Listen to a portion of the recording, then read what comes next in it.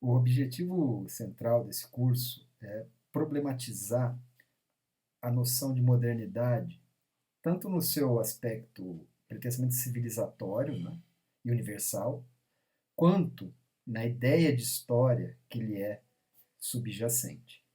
Portanto, nesse semestre, nós vamos trabalhar em dois planos. No plano mesmo da história, ou seja, dos acontecimentos humanos no espaço e no tempo, né, no que nós vamos privilegiar a experiência do século XX, da segunda metade do século XX até o início do século XXI, né, problematizando a ideia dos anos dourados, as transformações que vão ocorrer na década de 60 para 70, e o modo como elas reconfiguram a vida social. Né? Nós vamos trabalhar nesse plano, mas também vamos trabalhar no plano da própria ideia do que é a história, ou seja, no plano da historiografia. No primeiro caso, a ideia que nós vamos problematizar aqui é uma noção muito recorrente, mas fundamentalmente equivocada, de que o período compreendido aí vagamente entre 1945 e 1973, 68, vai depender aí da interpretação, envolveu um período de atenuação das características básicas do capitalismo, ou, para dizer de outra forma, um amortecimento da lógica capitalista. É exatamente o contrário que acontece. Né? Esse é o período onde a lógica do mercado se intensifica, ela começa a penetrar em universos que se reproduziam de forma paralela e às vezes até hostil aos mercados de tipo capitalista. Então, são nesses 20 anos mais ou menos, né, que ocorre uma transformação muito radical e acelerada do mundo, onde o mecanismo de mercado começa a penetrar em sociedades e formas de vida estranhas a ele. Trata-se, então, de um período de aceleração da difusão do capitalismo. Essa ideia de que esse período é marcado por um atenuamento do capitalismo é uma ideia que só faz sentido por uma visão muito infantil do que se entende por capital e por capitalismo. Como se, na verdade, não é, existisse uma dimensão produtiva do capital associada à indústria e ao seu progresso, e uma dimensão parasitária que se manifestasse predominantemente na finança, não é, e no rentismo. Agora, qualquer leitura minimamente informada sobre o que é o capitalismo vai perceber que o capitalismo é precisamente uma forma parasitária, né? Seja pela indústria, seja pela finança, não interessa. A lógica sempre foi a predação do homem e da natureza, né? E o acesso aos recursos energéticos do planeta, né, de forma crescentemente violenta. Agora, existe um mito de que seria possível domar o capital através de uma elite benevolente e bem instruída, né, comandando um tipo de crescimento centrado numa certa lógica distributiva. Esse foi o grande mito dos anos dourados. Né? O que os anos dourados fez, como eu já apontei aqui? Além de intensificar a difusão do capitalismo, ele basicamente produziu uma ordem branca, heterossexual e sindicalizada. Quem estava dentro desses critérios, em particular no mundo desenvolvido, de fato, né, viu uma transformação significativa, especialmente se ele olhasse para trás, né, das suas gerações anteriores. Né? Mas esse não é o caso. Né? O que vai acontecer, na verdade, é que pessoas que viviam em formas de vida muito diferentes são lançadas com muita velocidade ao mercado, né? O que gerou um conjunto de tensões gigantescas. Né? Esse vai ser um aspecto que nós vamos ressaltar bastante aqui, né, que ocorreu nesse período. É por isso que o conjunto de transformações que se manifestam em 68, em 1968, são significativos, representam na prática uma espécie de uma revolução mesmo. Porque nesse período ficou claro que, pelo funcionamento regular da lógica distributiva dos anos dourados, o racismo estrutural e o sexismo não seriam superados. Ponto 2. A visão ocidental não é universal. Ela é falsamente universal, né? Ela tinha sido imposta à força sobre outras populações que agora, desde essa época, passaram a querer lutar o quê? Pelos seus ideais e por ter e por apresentar suas concepções alternativas de tempo, de sociedade, de relação homem-natureza. Então, o 68 tem esse impacto, né, de mostrar como tudo foi uma grande ilusão, né, em parte por conta da experiência traumática da era da catástrofe, né? Uma expressão muito feliz do Hobsbawm, vamos ver com bastante calma, né?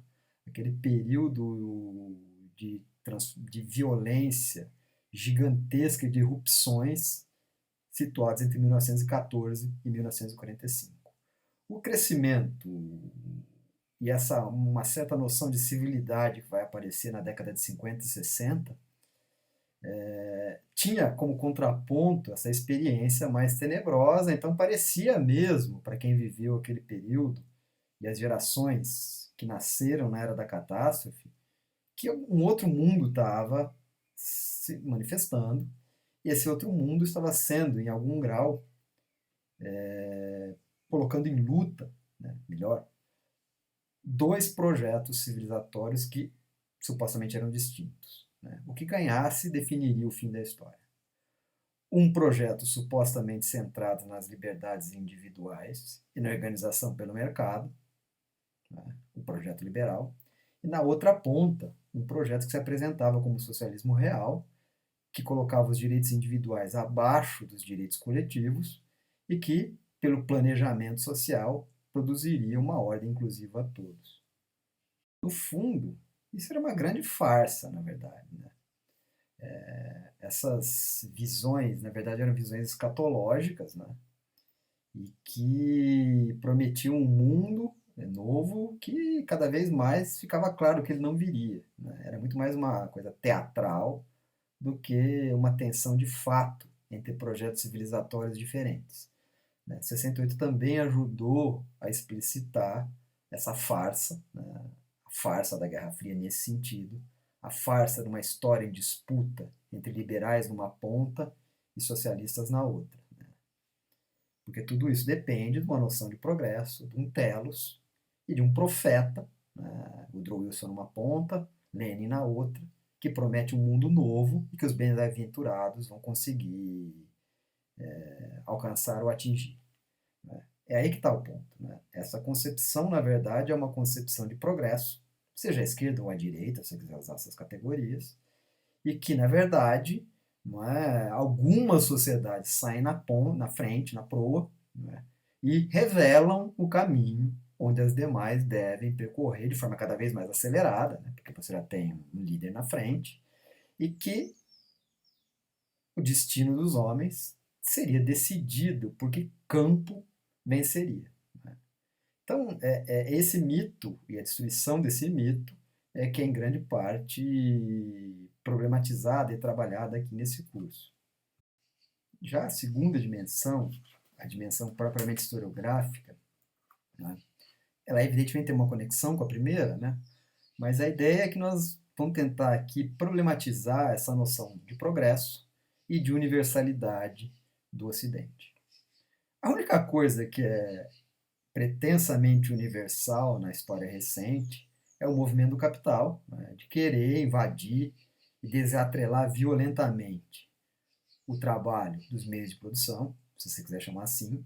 Eu prefiro usar a ideia de uma mercadorização forçada do homem, da natureza, né?